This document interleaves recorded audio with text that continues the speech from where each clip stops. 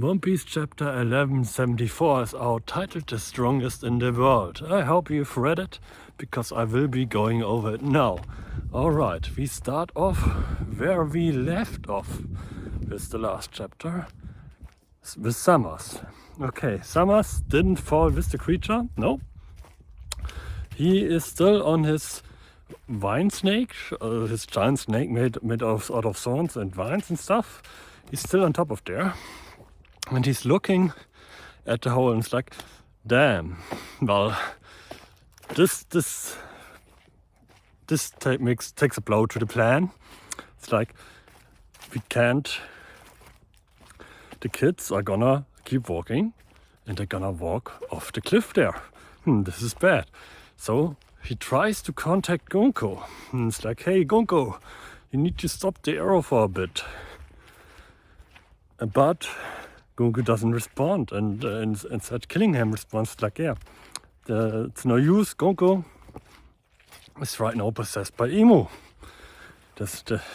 She can't stop it, she can't stop the arrow. So kinda weird, because it kinda implies, okay, Emu, like they can't contact Emu and Emu can stop it, because Emu can control Gonko's arrows, no? So why wouldn't Emu be able to stop the arrow? Anyway, it is what it is. But in that moment, Summers just starts grinning. He is one despicable man, and it is getting, Oda is hammering that down this chapter, how despicable and disgusting Summers is. He's not only a fool, no, he's also very disgusting. Because he's like, oh, look at these parents, because parents are right there right now. They're at the kids. Look at these parents, they're trying to save their children. And the kids, they're just gonna walk off the cliff and walk to the death, and the parents gonna watch and cry and yell, oh my god, this is so good. He is despicable, man. He is disgusting. We have the parents there, they're trying to cut down their arrow. One is trying to cut down the arrow with an axe. It's not even leaving a scratch on the arrow. It's like, what is this thing made out of? I can't even scratch it. Another giant is trying to bite the arrow. Like, damn, we can't stop it. And so Summers is addressing the parents as well right there. And he's like, there's no use to trying to stop the arrow. If I could do so, I would have done so by myself. Like, oh, what a great guy he is. Yeah, if he could stop the arrow, he would have done so himself by now. Summers, you're the best. Truly. No. And after him like finalizing this thought about torturing them in his head, there's also Grandpa Olmo. And Olmo's like, okay, if there's no other way to stop them, I'm gonna sacrifice my hands, my arms to stop them. And he's going to try and save his grandchild. Right there. But the thorns won't let him. The pain is too large. He's, after trying to stop her, to touch her, to get her, he's just writhing on the ground, crying out. The kid is like, Grandpa Olmo, I'm sorry. It is not good, man. And then Summers comes in again. It's like a big announcement. Because it's not enough for him to just have the children walk off the cliff and die. He's like, well, kids, children, and parents and giants, and yeah, unfortunate events have taken place. Yeah, it seems you're gonna walk straight off this cliff here and die. And he's like gleeful, like he, in this moment, is like he wants to inflict extra pain. He wants them to suffer beforehand. He wants them to know they're gonna walk off the cliff. And the kids start crying. It's like, what, we're gonna walk off the cliff, we're gonna die, I don't wanna die. So the parents are really distraught. There's like, is there nothing we can do to save them? Like, Grandpa Elmer's like, yeah, there seems to be nothing we can do as long as this arrow is around. So the kids are steady walking towards the ledge with the hole in the sea cloud from the Uma, from the giant Nika personification that fell through there and crushed the ship. Yeah. And right before Colin is in the front of the row, Gaban's son. And right before he falls, his mom comes to his side and takes him into her arms. And she's like, Mom, no, what are you doing? You're gonna fall with me. And Colin's mom is like, no, it's fine. At least you won't die alone.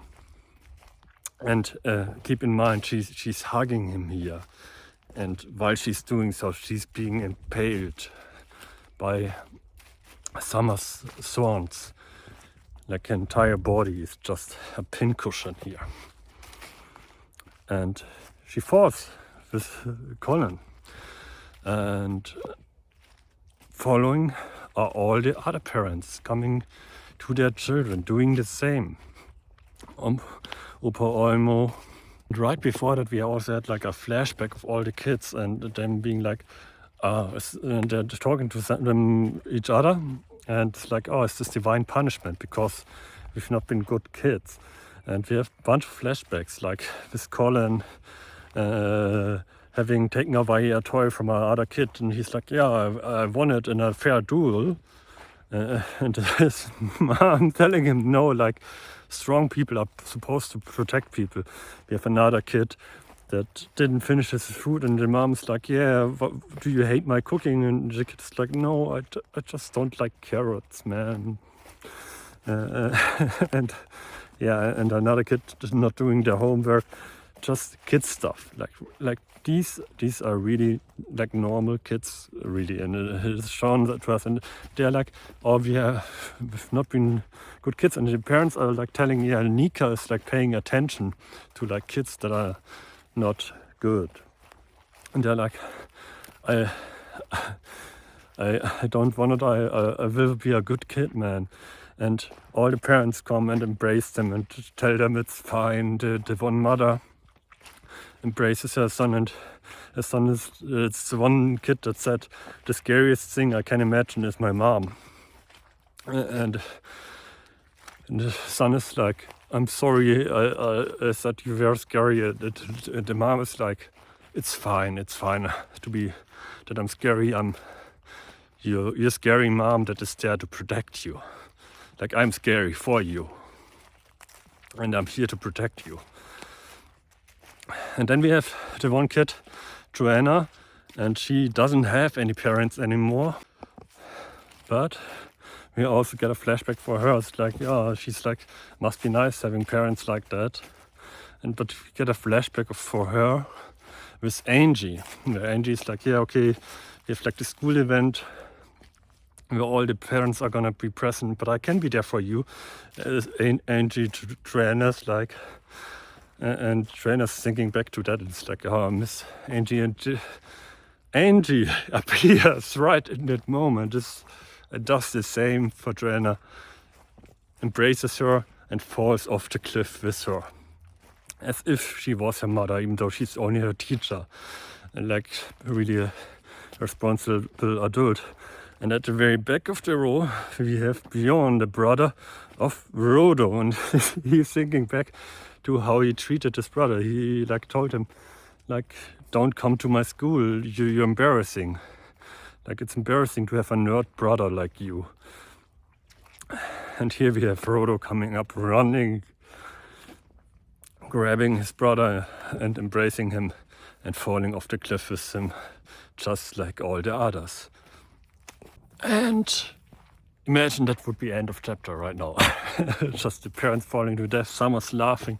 Summer's like, oh my god, these parents, they their love made them fall with the children. If they just let the kids walk off, they would just be down 10 breaths, but now they die with them.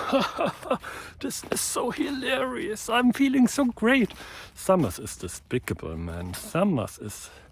Man, I hate this.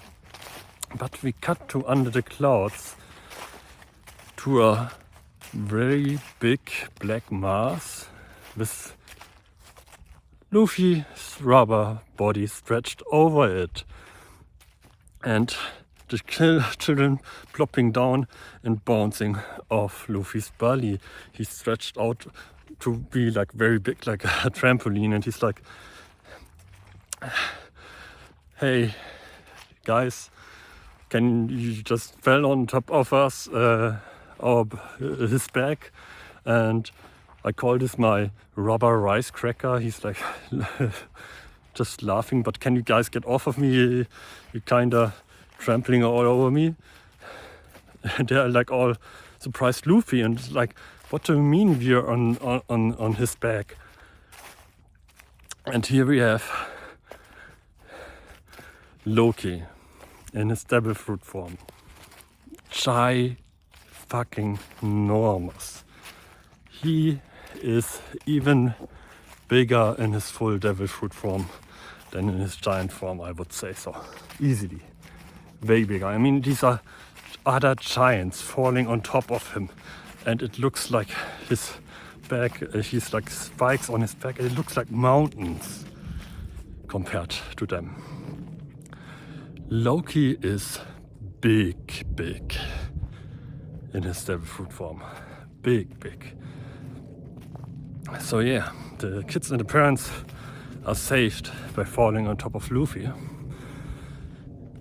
And Loki ain't having it. He's like, I don't want no part in this. I'm the destroyer. I'm not a savior. I'm not a hero.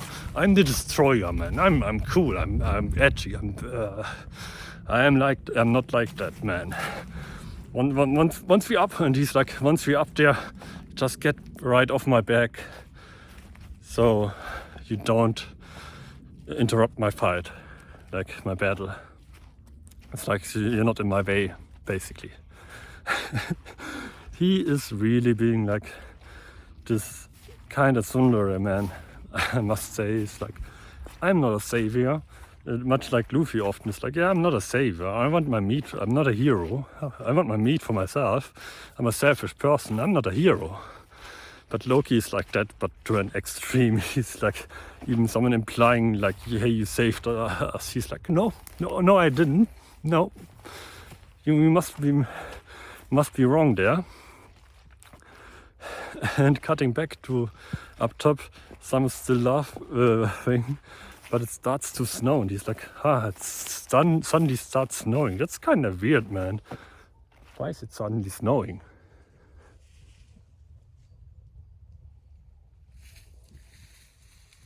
Some rabbits. No, deer.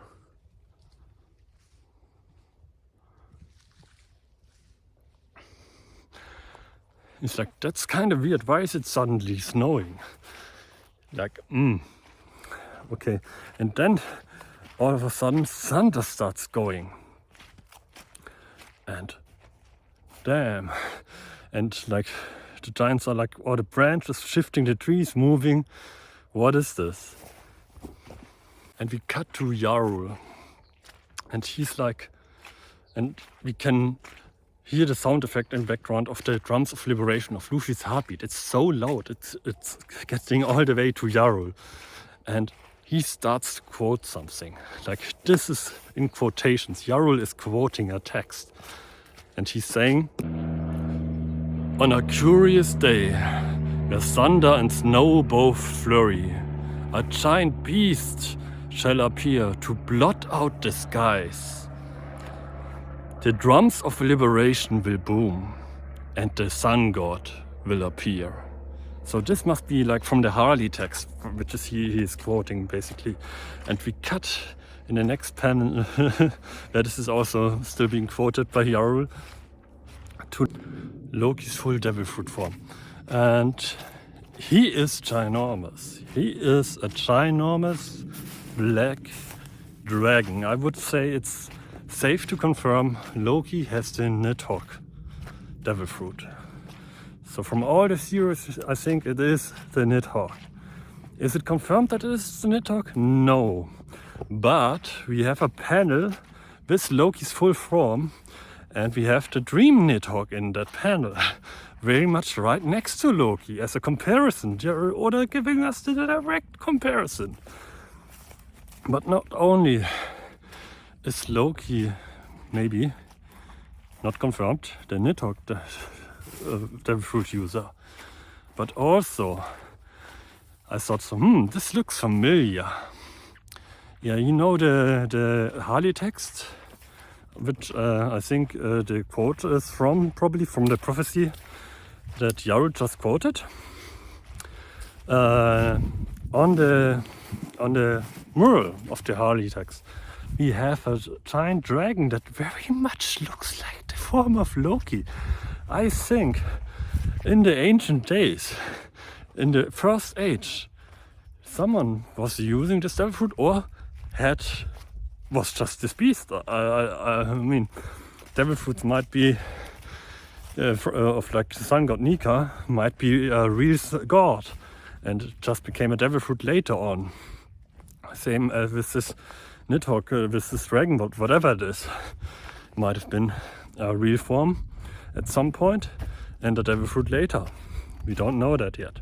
But it is definitely looking much like the giant dragon on the mural. And Luffy is just on his back and laughing and looking, saying, "You look so funny, man." Because Luffy is actually in his Gear 5th form already here. He's not coming here in his normal form, just on the back of Loki. Nope. He is obviously in his Nika form already. That's why we're hearing the drums of liberation all over Elbaf. Like, he is coming up with Loki, ready to fight, ready to rumble. I expect him to next chapter go zip over the island and go right to where he wants to go. And maybe not next chapter right away, but I expect that to be happening. Him going right into battle, no questions asked. And I think the Gods Knights are screwed, to be honest. The kids are saved now. They're no longer attached to the arrow because they fell. So I don't think the arrow affects them anymore. So they're free to go now. Maybe even the swans are gone because they fell down quite a bit. Maybe that was out of the range of Summers. We had in an earlier chapter where Robin tried to get Summers off a cliff, so he would be out of range for his devil fruit. So maybe the swans around the kids are also gone because they got out of range of Summers. Like, this is not confirmed. Maybe they still have swans around them. It doesn't really matter. They are not attached to the arrow anymore, not walking anymore. They're kind of freed now. So the kids are kind of good on this end. Now we have Loki and Luffy coming up though, and oh boy, are the Gods Knights not ready for the fire they are bringing. Like the quote said from Loki is so big. He's gonna blot out the sky. That's how big his devil fruit form is. The tree reforming and shaking, that was because Loki was moving up there, because he's so big, man. The thunder and snow, also maybe some of his powers.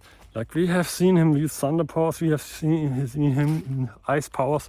Maybe that's Loki's doing. Maybe he's just such a powerful being. Just him moving up there is affecting the elements, making thunder appear, lightning and snow. Man, when reading this, I didn't like. It's a good chapter, but it's not a 10 out of 10 chapter, is it? But it's also giving us some more information I really wanted about Loki's devil fruit, but not giving us all the information so we can still speculate. It's like Oda is drip feeding us here. Like, even in this chapter, when they first showed the panel where the parents fall onto Loki, it was still all in silhouette. It's just the last panel that he actually showed Loki, that he actually showed us. It's like he's pulling us along. It's like building suspense. Like, I'm not gonna show the Devil Fruit right away. I'm not even gonna give you the name for the Devil Fruit this chapter. No. I'm just gonna show you at the end of the chapter. And yeah, I think we're going on a break next week, so gonna have to sit with this 2 weeks now, and gonna be free to speculate on Loki's power. I guess I'm gonna start reading up on the Nidhogg, because I knew about the theory that Loki has a Nidhogg Devil Fruit, but for me it was the least appealing one. But it's what we're getting, so. And I'm happy for it. Like, it's not like I was against it. It just wasn't the first theory I was going with. But yeah, pretty good chapter. Summers is an absolute asshole. Luffy and Loki are here and they're bringing the heat. Luffy is in gear 5th already, ready to go. He's gonna be zipping and zooming around and laughing in his enemies' faces. Killingham called Summers like an idiot. He was like, what is this idiot doing? Like, because Summers was like just watching the children fall and was just egging on the parents. And Killingham is like, okay, what is he doing?